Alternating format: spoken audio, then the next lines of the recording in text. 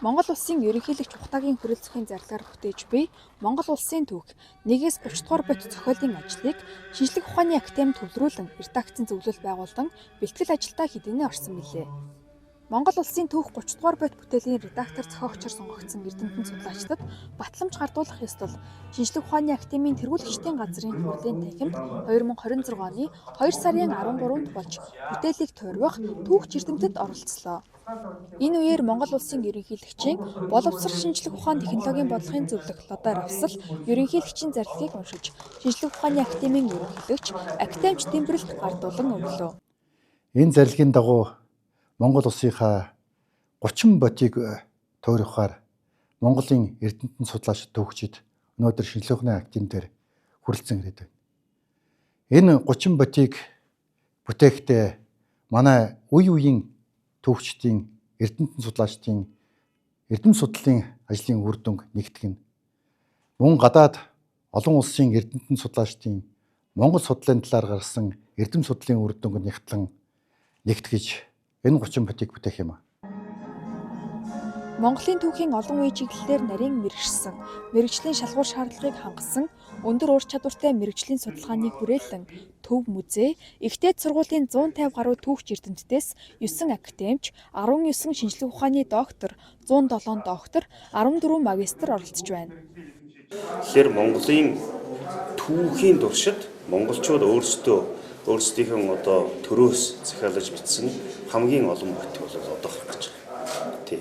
За Манччин улсын үед бол зарлагаар тоосон гадаад Монголын Монгол хотон аймагуудын түүх гэдэг ном бол 216 бот. Чин улсын хааны зарлаг гэдэг. Монгол улсын богд хааны зарлагаар 11 бот Монгол улсын шашлыг бүтээгдсэн. За Монгол улсын ерөнхийлөгч Багмандуган зарлагаар 5 бот бүтээгдсэн. Одоо Монгол улсын ерөнхийлөгч Хүрээлцэхийн гаргасан зарлагаар 30 бот түүх бүтээгдэж байгаа. Тэгэхээр энэ түүхийн бүтээлүүд бол даруй гараад идэг зүйл биш.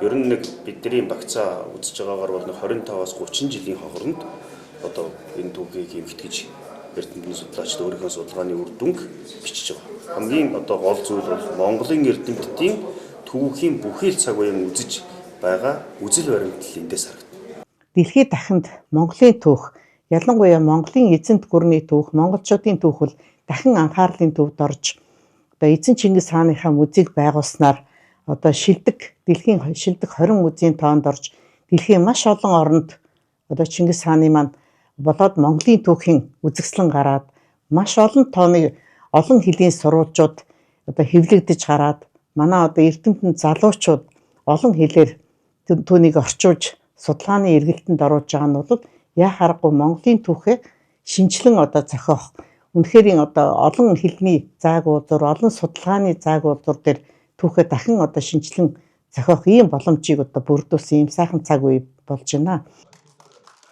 Монгол улсын түүх 30 бот нь Монголын нэн эртний түүхээс өнөө хүртэлх цаг хугацааг хамаарах бөгөөд Монголын эртний түүхээс их эзэн тулс хүртэл 10 бот, эзэн тулс болон түүний дараах 17 дугаар зууны хаадын үе хүртэлх 10 бот.